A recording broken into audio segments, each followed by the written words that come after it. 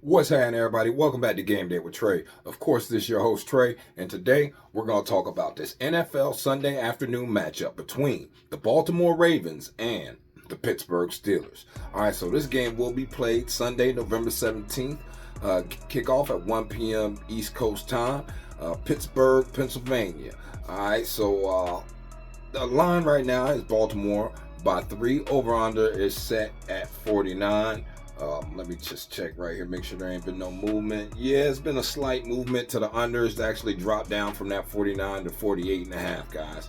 All right, and 47.5 in some places. All right, so it is dropping right now. But anyway, let's go ahead and let's get into this matchup, right? So the Pittsburgh Steelers are 7-2 this season after they defeated Washington by a score of 28-27 in the last game. Pittsburgh trailed 17-14 at halftime and 24-14 in the third quarter. But they scored 14 of the last 17 points in the game for the win, guys. Now, the Steelers outgained Washington by a total of 312 to 242 yards.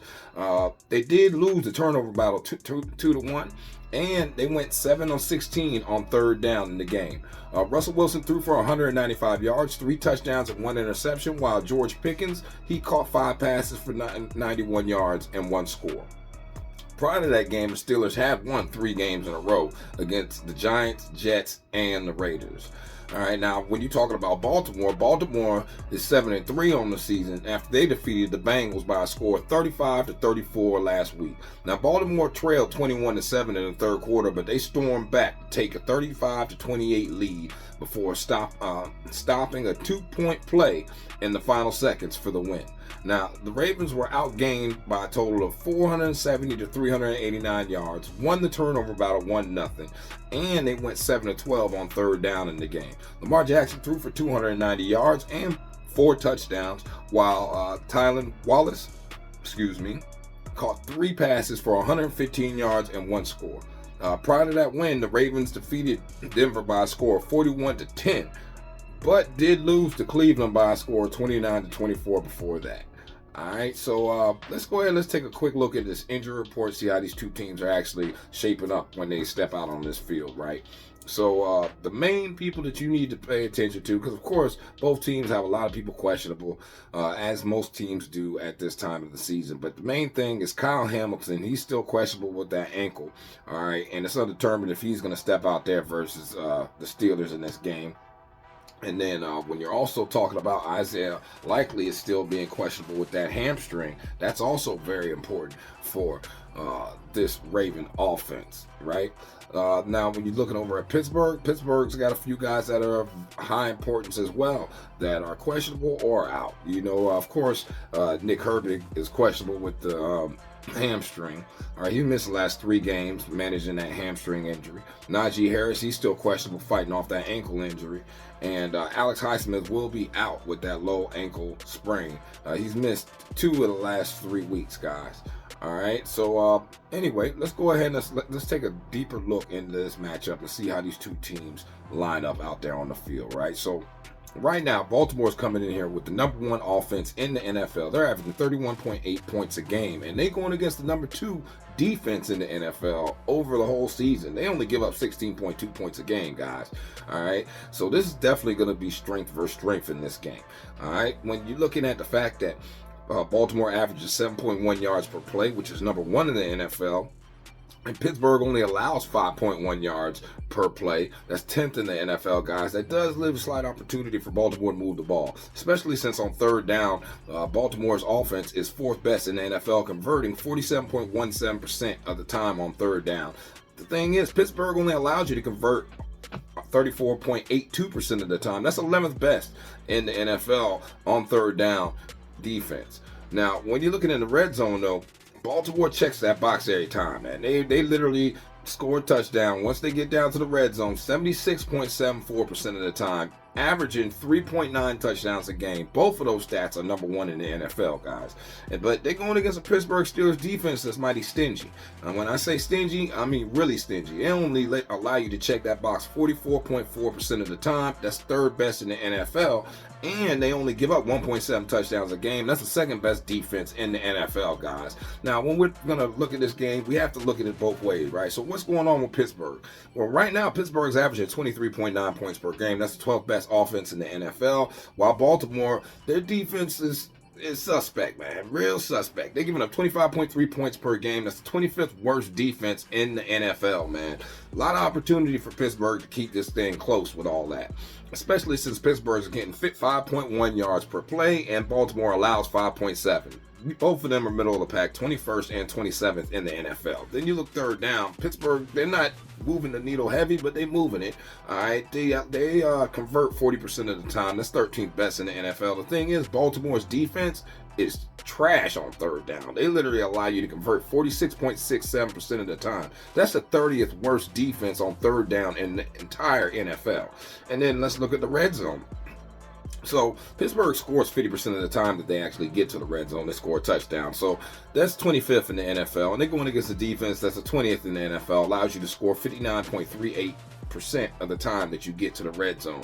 Pittsburgh is averaging 2.3 touchdowns a game on offense, and Baltimore giving up 2.9. So there's definitely opportunity for Pittsburgh to go ahead and keep this thing within range, especially if you try to get a hook on there, guys. But let's go ahead and let's look a little bit deeper. How's Baltimore going to move the ball if they're going against the number 4 total rush defense in the NFL? That's right, I said it. Baltimore's number 1 rush offense in the NFL is going against the number 4 rush defense in the NFL, because Baltimore averages 5.7 yards per carry, and Pittsburgh, they only allowed you to get 3.8. That's number 1 versus number 4. Pittsburgh being number 4 defense in the NFL, guys. Then if you look all game, Baltimore, yeah, they be tagging people. They get 182.6 yards a game, and they average 1.4 touchdowns a game. That's 1st and 5th in the NFL respectively.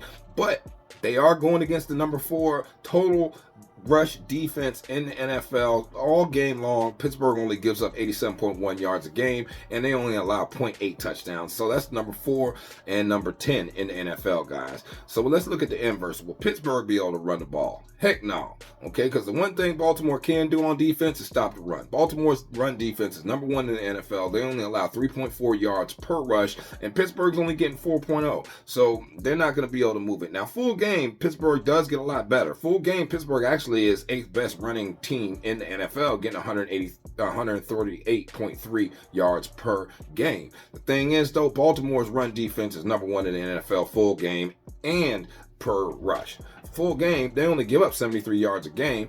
They only allow 0.7 touchdowns a game. So that's number 1 and number 8 respectively. You know what I mean? While Pittsburgh, they do get 1 touchdown a game on the ground, but man, I don't know if they're going to be able to get it this game. So then we know Baltimore can pass the ball. They are number 1 in the NFL, get 9.2 yards per pass. The thing is, Pittsburgh's defense against the pass is kind of middle of the pack, man. They actually only allow 6.9 yards per pass, and that's 16th in the NFL. So that's not looking good for Pittsburgh. And then when you look over at the fact that Pittsburgh only sacks the quarterback 6.75% of the time, that's 20th in the NFL. And they're going against Lamar Jackson, man, who literally only gets sacked 4.3% of the time.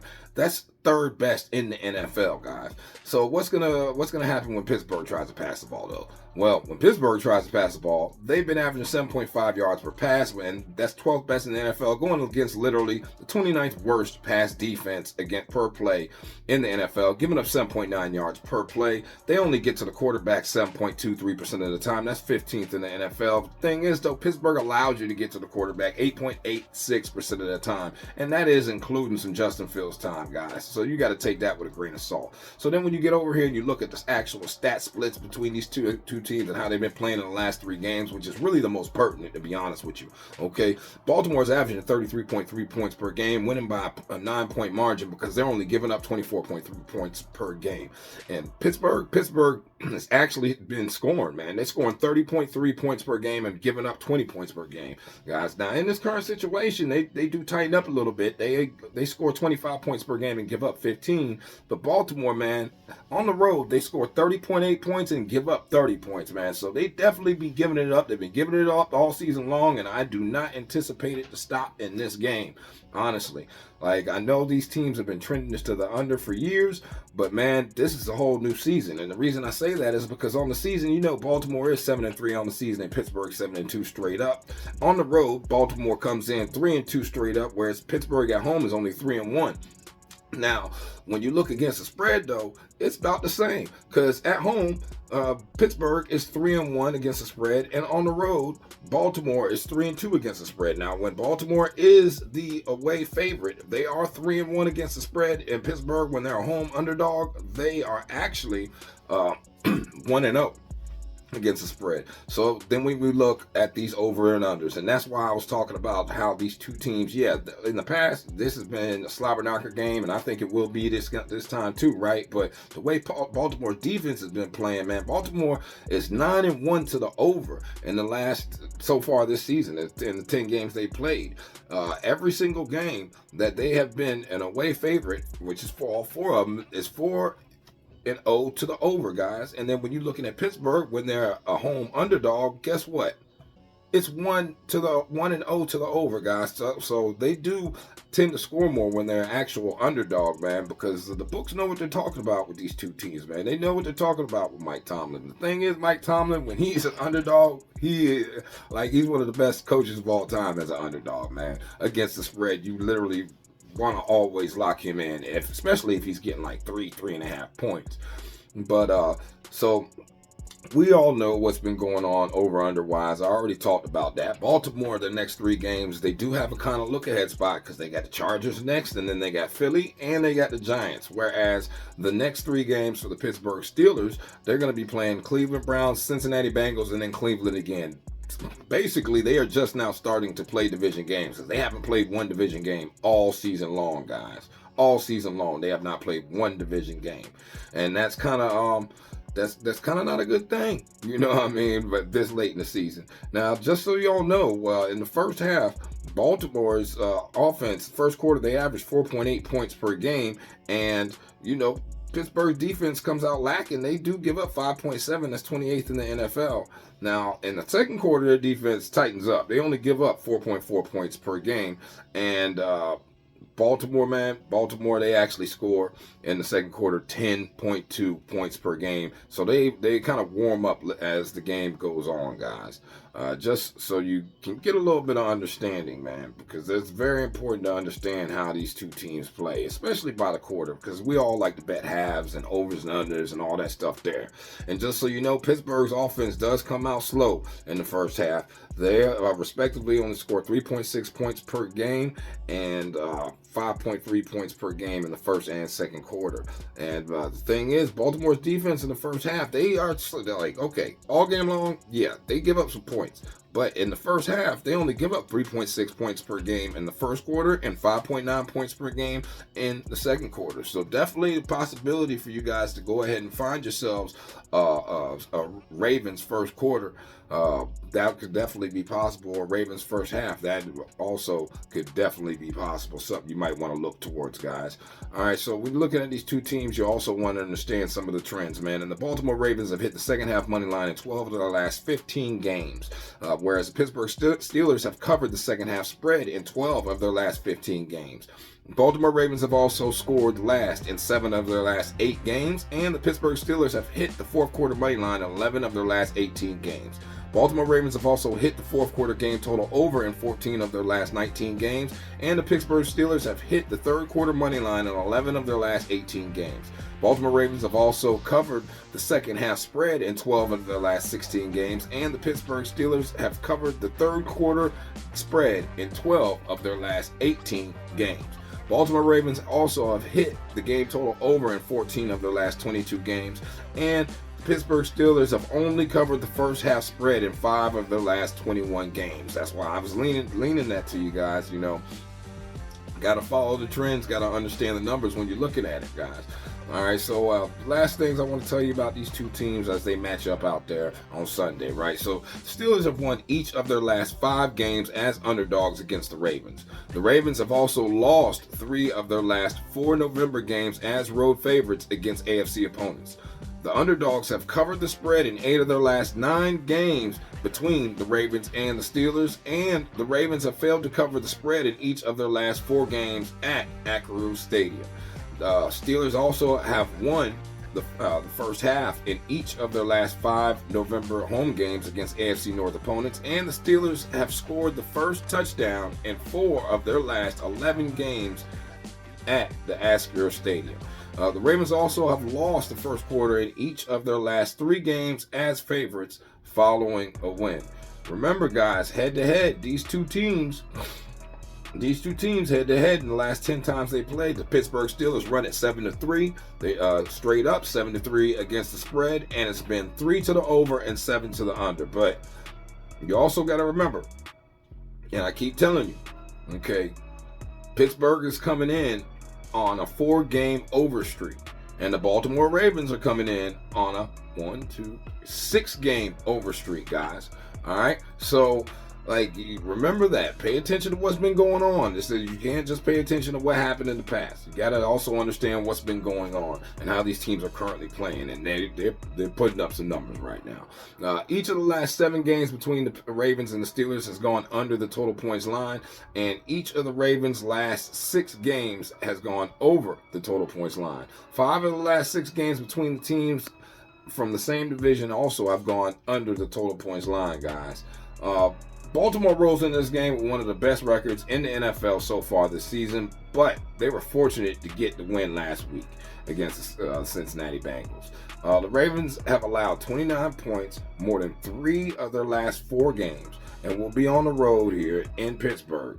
Pittsburgh has won 4 games in a row, and they scored at least 26 points in 4 straight games. Steelers also have a slightly better record than Baltimore, and their defense has also been way better. Now, this should be another very entertaining AFC North game. You know, they should bang it out. But at the end of the day, there's a few things that I would like to lock in for this. I love the over, the 48.5. I think that's highly doable. I think that Steelers will score more than 21.5 points. I like that. I like the Steelers plus 3.5, so I would buy a little juice on that. But if you can get the play, if you like the plus 3, just that way you can push if you want to. It's plus 100 right now on Hard Rock, guys. Money line, I would say Baltimore though. So full game money line Baltimore minus 175 is also a good look on this, guys. But I don't know. Y'all let me know what y'all think in the comments. Y'all have a blessed day. Stay safe. Oh yeah, and don't forget that first half, Ravens first half minus half a point. Okay, that's minus 130 or 120 on Hard Rock as well. That's a good one. Also, RIP my cousin Josh. Going to his funeral yesterday. The reason I ain't been recording is because I've been having a lot going on, guys. Much apologies. Appreciate everybody bearing with me and still tuning in. Y'all have a blessed day. Stay safe, and I'm going to holler at y'all, man. Peace.